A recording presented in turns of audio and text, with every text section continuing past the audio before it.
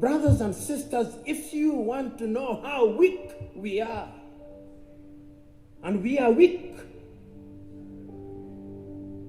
look at how we are treated.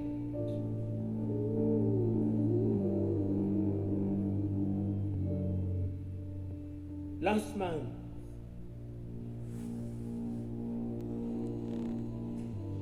the world met in New York. The General Assembly. When African heads of states and government are speaking, the hall is empty. Nobody bothers. And brothers and sisters, if you want to know how weak we are, and nobody cares about us. And brothers and sisters, if you want to know how weak we are, and we are weak, look at how we are treated.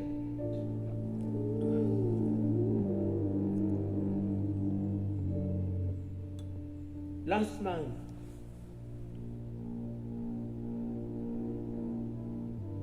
the world met in New York.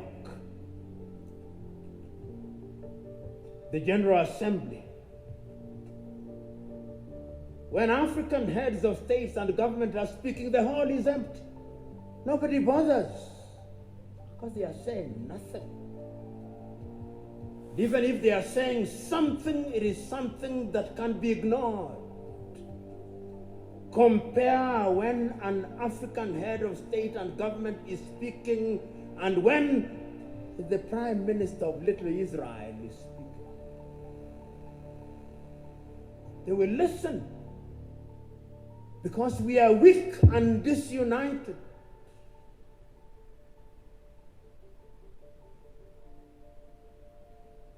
So we have a weak continent because the spirit of Pan-Africanism disappeared.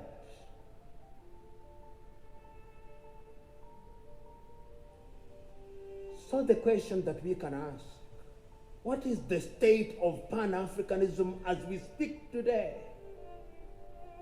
The African Union, which is weak,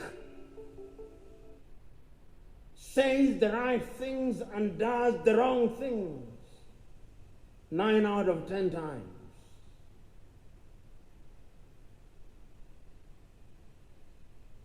And what are the critical areas in which we are weak?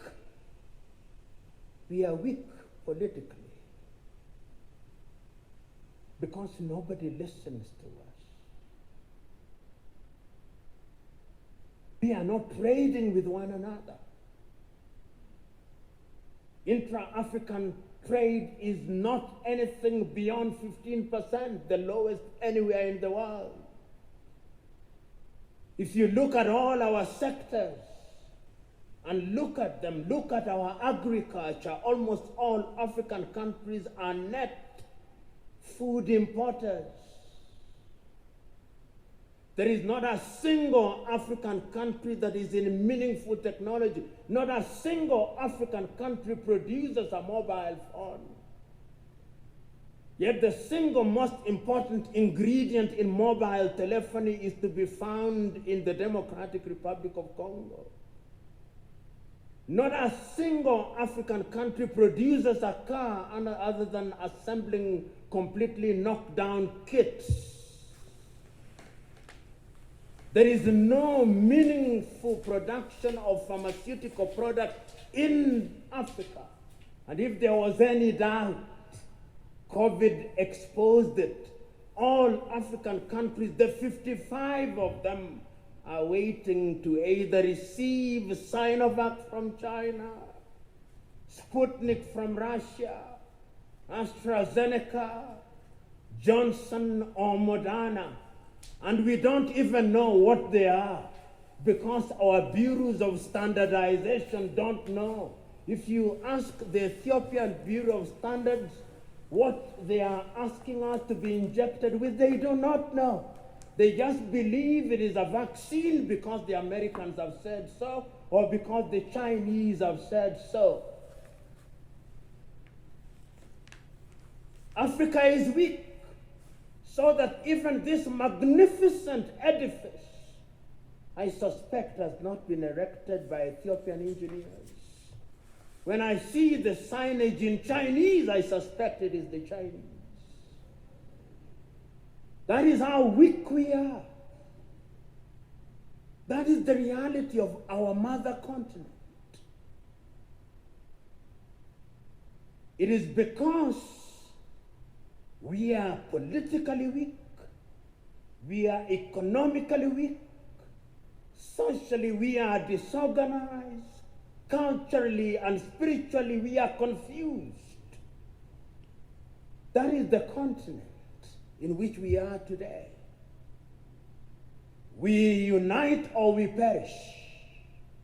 That as I travel along across the world, people do not care about our Tanzanianness or our Ghanaianness or our Kenyanness or our Ethiopianness. In their eyes, we are all Africans.